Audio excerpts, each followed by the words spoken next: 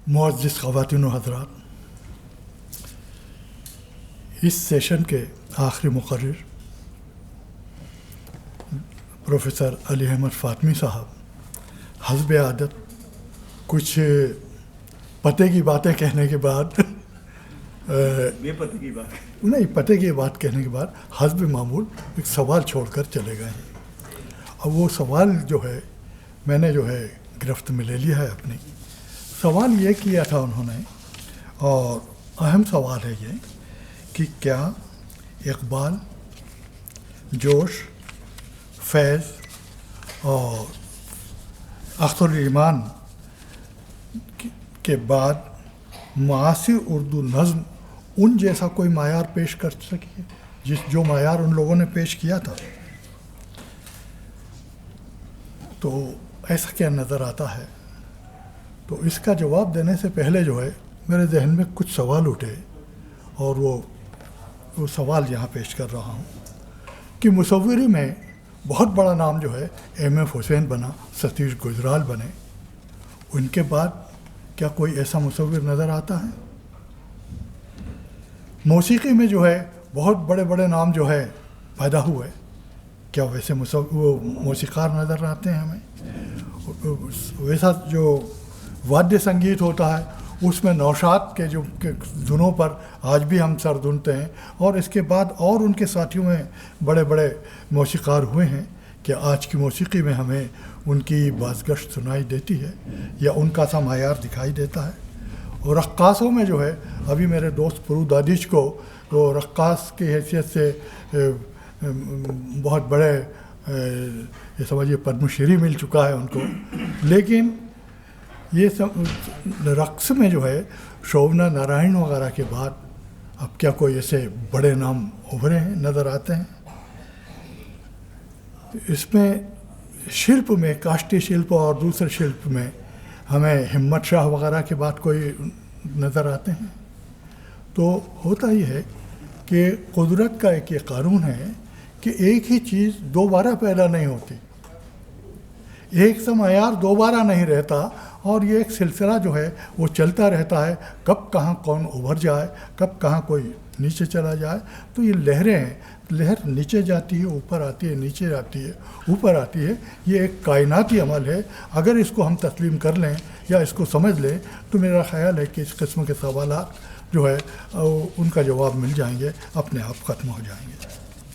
अब मैं आता हूँ अपने असल मौजू की तरफ, और वो मौजू है नई नज़्म और उर्दू नज़्म के नए रुझानात।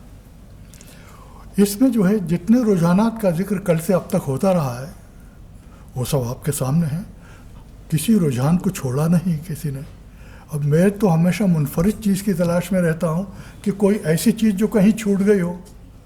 तो अभी बैठे बैठे वो चीज़ मेरे माइंड में आ गई, और जो चीज़ छूटी है वो एक रुझान है जिसको हम कहते हैं तक़लीदी रुझान,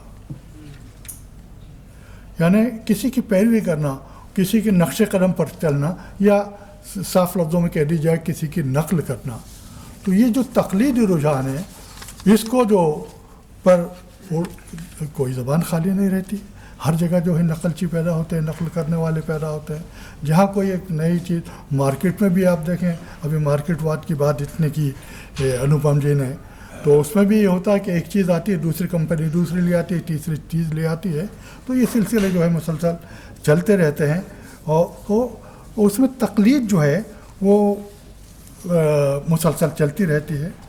पहले उर्दू शायरी जो है में ऐसी एक क़ुव्वत थी कि बाकी जो तमाम ज़बानें हैं उनमें बहुत काबिल क़द्र समझी जाती थी, और उर्दू शायरी जो है वो दूसरे से कुछ कम लेती थी, देती ज़्यादा थी। ये एक उर्दू शायरी का एक रवैया रहा है, बरसा बरस से रहा है। ये अमीर खुसरो से लेके मीर गालिब तक के ज़मानों तक का ये रवैया रहा है। लेकिन जो है अब जो है वो चीज़ें एक साथ रहती नहीं, बदलती रहती हैं। तो वो चीज़ जो बदल गई है, अब उर्दू शायरी जो है दूसरी ज़बानों से, अपने से छोटी ज़बानों से भी कुछ ना कुछ नई चीज़ें रहती है, और ये लेना बहुत ज़रूरी है। बुरी बात नहीं है, क्योंकि इसी तरीके से उसे अपनी अज़मत रफ्ता हासिल होगी, इसी तरह उसको क़ुव्वत हासिल होगी, इसी तरह नए नए मौज़ूआत जो है वो उसके पास आएंगे। अब उर्दू में जो रवैये रहे हैं, एक रवैया जो है उर्दू शायरी में, गज़ल हो चाहे नज़्म, दोनों में रहा है, वो है ख़ुद तरहमी का, अपने आप पे रहम खाना, अपने आप पे तरस खाना। अब इसकी मिसाल में बहुत सारी नज़में मिल जाएंगी, कोई भी मजमुआ उठा के देख लीजिए आप, इस किस्म की चीज़ें मिल जाएंगी कि शायर अपने आप पे रहम खा रहा है, अपने आप को मजलूम बता रहा है और उस पर पूरा ज़माना सितम कर रहा है, वक्त उसके साथ ठीक तरीके से पेश नहीं आ रहा है और वो बेचारा जो है उसके बोझ तले दबा मरा चला जा रहा है। तो इसका जो है ज़िक्र जो है शायरी में जो है काफ़ी होता रहा है। अब यहाँ जो है कुछ शायर ऐसे हैं मादूद चंद कि वो मज़ाहिमत का रवैया पेश करते हैं कि ये हालात तो ख़राब हैं, ख़राब रहेंगे, लेकिन क्या इनको इसी तरह कबूल कर लिया जाए, सिरनगू हो जाए इनके लिए सामने हम? तो कहते हैं नहीं, इसका हमें मुकाबला करना चाहिए। और वहाँ शायरी में एक रवैया पैदा हुआ और वो रवैया था या एक रुझान था, वो था अपने मज़ाहिमत का। और मज़ाहिमत की शायरी जो है उसने उर्दू शायरी में जो है अपना रंग दिखाया, ज़बरदस्त शायरी इसमें हुई। एक चीज़ और थी, वो मैं इसके बारे में कह रहा था, जो तक़लीदी रवैये के बारे में, कि हमारा एक बड़ा दिलचस्प, बहुत अच्छा, बड़ा प्यारा शायर था मोहम्मद अलवी। मोहम्मद अलवी ने जो इब्तिदा में खाली मकान की कुछ नज़में हैं, उन नज़मों में नए तस्वुरात, नई तस्वीरें और नए चीज़ें तो पेश की, लेकिन उसके साथ साथ उसने एक चीज़ पैदा की थी, एक बच्चे का जो किरदार है उर्दू शायरी में बड़ी बेहतर अंदाज में और ऐसे जो काबिल तवज्जो अंदाज है, उसमें सबसे पहले मोहम्मद अलवी के यहाँ उभरा। और एक बड़ा मासूम बच्चा, और उस बच्चे के पास तजस्सुस था हर चीज़ को जानने की, क्योंकि इतनी बड़ी दुनिया में, इतनी बड़ी कायनात में पैदा हो गया, हर चीज़ को जानना चाहता है। जो भी नई चीज़ सामने आती है तजस्सुस के साथ उसको देखता है, उसको समझना चाहता है, उसके बारे में सवाल करना चाहता है। और ये जो बच्चा आया शायरी में, तो उसको उसकी दूसरे चीज़ों को तो भुला दिया लोगों ने, बच्चे को पकड़ लिया। बच्चे पकड़ने वाले पैदा हुआ है। और वो इसके बाद देखिए तो हर शायर के पास बच्चा, वो बच्चा लेके चला आ रहा है, वो बच्चा लेके आ रहा है, लेकिन बच्चे को वो तजस्सुस मफकूद है, नज़र नहीं आता हमारे पास। सवाल करने का मामला वो भी नहीं आता, सिर्फ बच्चे जो है वो कर दे।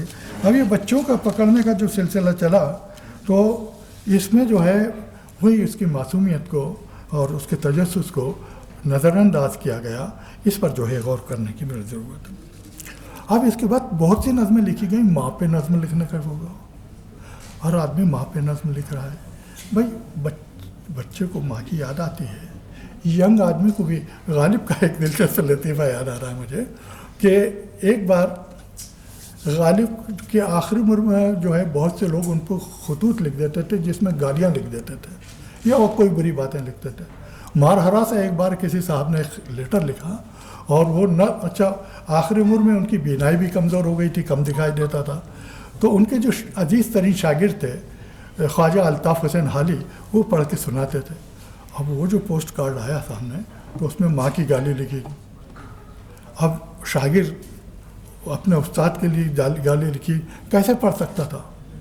तो उन्होंने जो है रख दिया, तो गालिब ने उनके हाथ से ले दिया, क्या लिखा है सुनाओ? तो कहने लगे नहीं, तो अलग रख दिया। गालिब ने उनके हाथ से लिया ख़त, वो पढ़ा, करीब ला के आँखों के, माँ की गाली थी।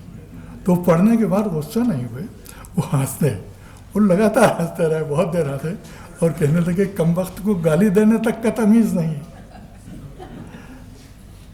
अब गाली देने का तमीज़ नहीं तो हाल ही हैरान कि क्या बात है।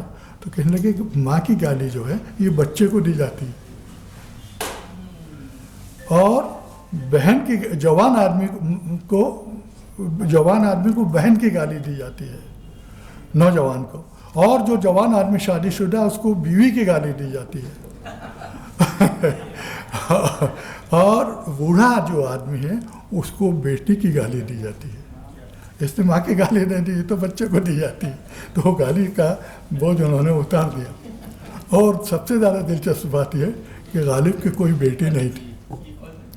بچے ان کے جو ہوئے مر گئے لیکن اس میں کوئی بیٹی نہیں تھی. آج کل لوگ ایسے ہی دے رہے ہیں جیسے غالب نے کہا. تو کل ملا کے وہ گالی بھی سنا ہی دی. جی جی. تو بہرحال یہ بات چل رہا ہے ماں کی. تو اب کچھ نظموں میں جو ہے ماں کا ذکر آیا. کلکتہ سے تو ایک صاحب نے اتنی موٹی کتاب چھاپی ہے جس میں رنگا صاحب تھے کہ اس میں جو ہے صرف ماں پر لکھی ہوئی نظمیں ہیں. تو پھر مراٹھی کا ایک شاعر ہیں چندرکانت پاٹل. تو انہوں نے مجھے جو ہے فون کر کے کہا کہ بھئی مجھے نظم چاہیے اور اردو کی کچھ اور نظمیں بتائیے جو لوگوں نے کسی نے باپ پر لکھی ہو. اب اتنی نظموں کو میں نے ذہن دوڑایا تو کہیں کوئی ایسی نظم مجھے لگی نہیں کہ کسی نے باپ پر لکھی ہو. میں پریشان ہوا لیکن اس کا حل میں نے یہ نکالا کہ خود میں نے باپ پر ایک نظم لکھی اور اس کو روانہ کر دی. اب باپ پر تو اب جب ماں کی بات چلی تو اب نوجوان لوگ لکھ رہے ہیں یاد آ گئی بھی ماں کی لکھ دیا انہوں نے. کچھ چیزیں یاد آ گئیں. اور ماں کے ساتھ جو رحم کا جذبہ کہ ماں جو ہے وہ بیچاری صبح سے اٹھ کے رات تک کام کرتی رہتی ہے. ارے بھائی تو ایک ملازمہ رکھ لیجیے نا آپ کو اس کے مسئلے کو حل کرنا ہے تو, یا اس کے کام میں ماں کے کام میں ہاتھ بٹائیے. لیکن وہ اس پہ ترس کھا رہے ہیں ماں پر. اور جو ہے کہ ماں بیچاری اٹھتی ہے یہ کرتی ہے جھاڑو لگاتی ہے یہ کرتی ہے. تو یہ ساری چیزیں جو ہیں جو مسلسل جو ہے سنتے سنتے جو ہے یہ سمجھیے کہ بوریت ہونے لگتی ہے آدمی کو. اس طریقے سے کرنے لگے. اور پھر وہ بھی وقت آیا کہ ایسے شاعر جو کہ بوڑھے ہو چکے تھے, دادا بن چکے تھے, نانا بن چکے تھے, وہ بھی سب ابھی ماں ماں ماں کر رہے ہیں. یہ کوئی بات ہوتی ہے؟ تو یہ جو تقلید رویے جو ہیں انہیں اب ترک کر دینے کی ضرورت ہے. یہ ہنسی مذاق کی چیز بن گئے ہیں. حقیقت میں زندگی اور اس کے مسائل کو, اتنی بڑی کائنات ہے, اتنے مسائل ہیں, اور زندگی چھوٹی بھی ہو مختصر بھی ہو تو بھی بڑی ہے زندگی. اور زندگی کے تجربات چاہے وہ ایک دن کا تجربہ بھی, ایک دن کے تجربے پہ بلکہ چند گھنٹوں کے تجربے تک پہ بڑی بڑی ہمارے ہاں فلمیں بنی ہیں, ناول لکھے گئے ہیں. تو یہ کیوں نہیں کرتے ہم کہ اپنے جو تجربے ہیں, اپنے جو دیکھنے کا انداز ہے اور اب مسائل حیات سے ہماری جو دلچسپی ہے اس دلچسپی کو, ان تجربات کو جو ہے ہم اپنی نظموں میں اور اپنی تخلیقات میں پیش کریں اور زندگی کے مسائل میں دلچسپی لیں اور انہیں اپنے ذہن و دل سے ہم آہنگ کر کے اپنی تخلیقات پیش کریں. تو اردو شاعری کی سب سے بڑی ضرورت یہی ہے کہ ہم نایافت کی جستجو کریں, نئے جو مسائل ہیں ان کو تلاش کریں, نئے موضوعات تلاش کریں, اور اس طرح اردو نظم کے رجحان آج جو ہے اس میں تخلیقی رجحان کو ختم کر کے یہ ایک صحت مند رجحان ہوگا جس کی طرف لوگ توجہ دیں گے. یہ میری خواہش ہے. شکریہ.